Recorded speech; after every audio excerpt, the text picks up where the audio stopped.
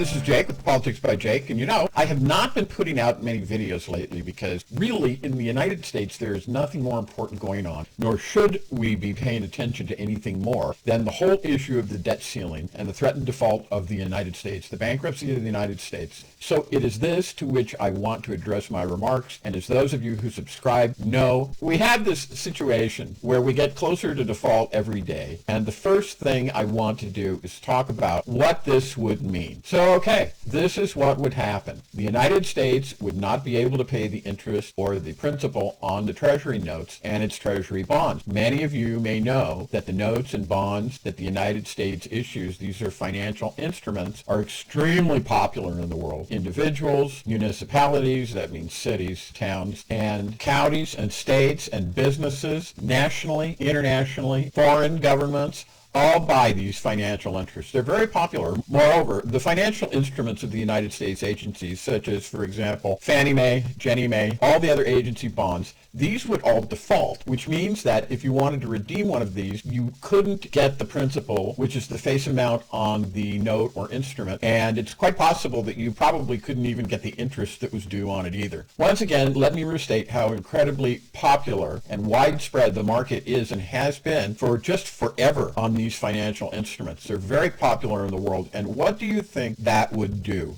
if this was the case? And let me further say that this is just not a national problem, although really it is a serious national problem. It is a worldwide problem because the United States defaulting would mean that other municipalities, cities, towns, other counties, other states of the United States, other businesses, both nationally and internationally, foreign governments would all begin to default. So in other words, what you're talking about is kind of a cascade effect, and that is because ever since the end of World War II, the United States has been either the debtor of last resort or the creditor of last resort. First creditor, then debtor. So if this happened, I don't want to say this absolutely would be the result, but this would really be a very serious thing that definitely could result in ending the status of the United States dollar as the world reserve currency. And let me just go a little further and tell you some more things that would happen.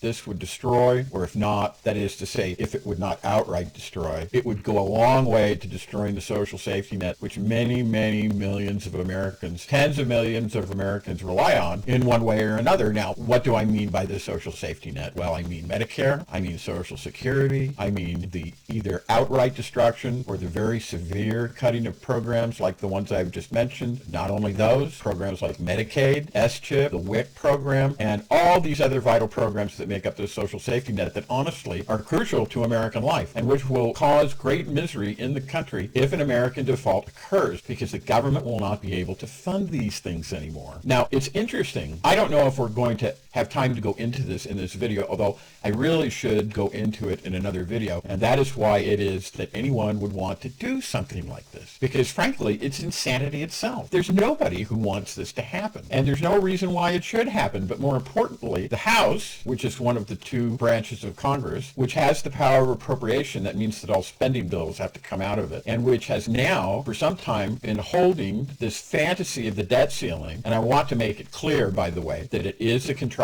it is a facade, it is a fantasy, it is made up, it should not exist, it does not have to exist, but they're pretending like it does anyway, and they have been doing this for a while, is acting in this totally gratuitous manner in order to cause the consequence that I have just described. And honestly, their plan is completely unworkable. It's the kind of plan that when you look at it, you think in your mind that the people who are doing this, and either they are terminally stupid or that they have a vested interest in destroying this country. But I say this because it is evident and it is plain that the Republican Party is a party of imposters. They're phonies.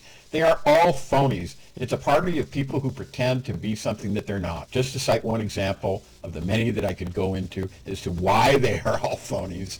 When Trump was in office, the Republicans quietly, without any trouble, without any noise, voted to raise the debt ceiling three times during the Trump administration.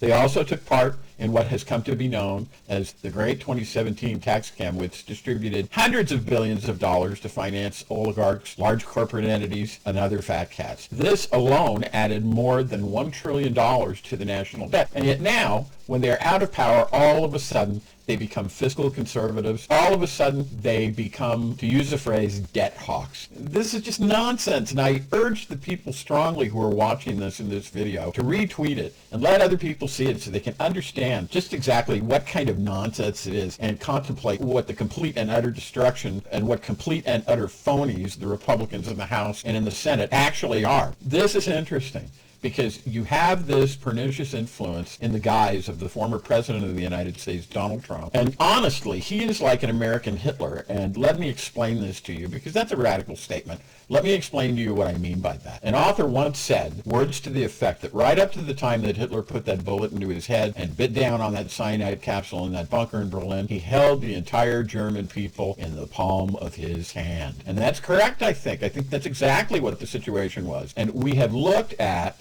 and marveled at that and mocked that and made jokes about it and the German people ever since that time. And in our pride and in our arrogance, we have said to ourselves, how could such a people, grounded as they are in all the arts, in science and literature, in history, and basically all the worthy endeavors, the other worthy endeavors that mankind engages in, and they are, the German nation was very civilized in the ways that I have just enumerated. How could they fall for this? How could they fall under the spell of this person? And let me just say that there's absolutely no doubt that Hitler was a thoroughgoing psychopath. But honestly, this is the same situation right now with tens of millions of the American people who voted for Trump in 2020 and who in so doing showed that they were exactly like what this author said about Hitler, that they were in the palm of his hand. That is to say, they were in the palm of Donald Trump's hand. He held them firmly in his sociopathic grip, and I do not shrink from making that kind of a statement once again about him,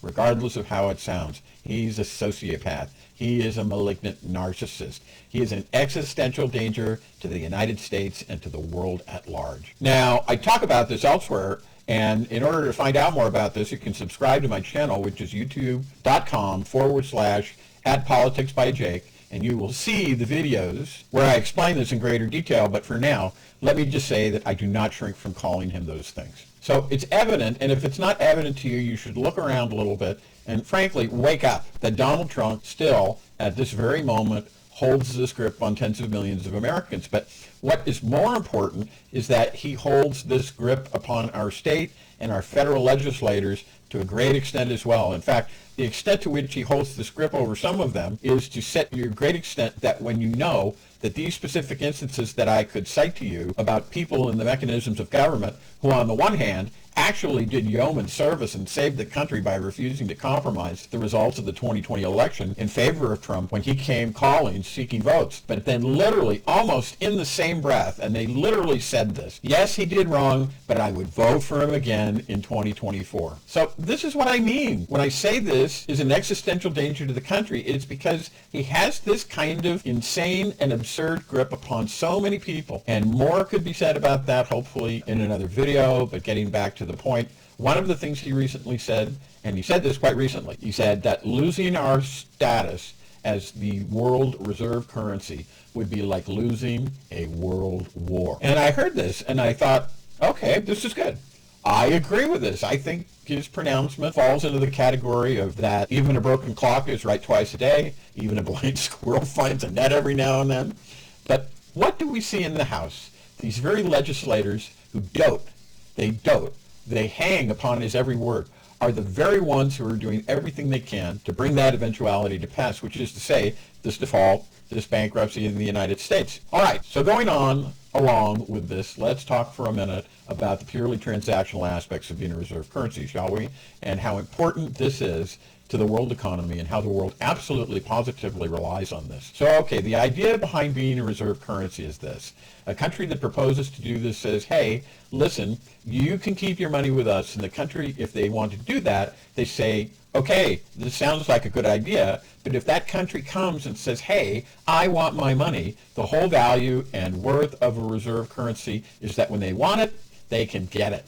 And they can get it right away or in very short order. This is a crucial thing for the world economy. Without it, all sorts of trade, all sorts of financial transactions would be much, much harder to do without recourse to the United States dollars. Interest rates would go up, mortgage rates would go up, Interest rates on car loans, for example, would go up. Honestly, every kind of borrowing would become more difficult. So if you want to be a reserve currency, what you're looking at doing is that you've got to be able to handle 1 to 2 trillion transactions per day. And if a country gets in trouble, you need to be able to get up to 3 or 4, perhaps maybe even 5 or 6 trillion in a day. And that's not just in a day, that's per day. And I feel very comfortable in making this categorical statement that it's only the United States that can do this. You have heard people say that the United States is an indispensable nation. Well, I can guarantee you, and I have no fear of making the statement, that the United States is the world's indispensable nation as far as this aspect is concerned. I can also tell you that the Chinese communists are not in a position to do that. What I just described about the volume of transactions, and I honestly do not see how they ever will be. And Russia, even less so. So, that the United States should default the U.S. Treasury notes, the Treasury bonds, Fannie Mae and Ginnie Mae, the other agency bonds, this would all default. And what do you think that would do? That would end the status of the United States dollar as the reserve currency. And you have to look at the people who are doing this, as I said, and either believe that they are terminally stupid or that they have a vested interest in destroying this. Why this is and why they would do this, in spite of the fact that to do so would be insane, and why they persist in doing it as they have, is the subject of yet another video that I probably will do right after this one and release it as soon as I can. So important a topic is this, and so important for the American people to have a clear idea of why this might be occurring in spite of the plain insanity of it. This is something that nobody wants, and yet the House continues to move towards it. So please stay tuned to my channel for that one, and I will post that just as soon as I can. Well, that's it for now, but stick around because I have a little additional important blurb that I append to the end of this, and I will see you in that in just a moment.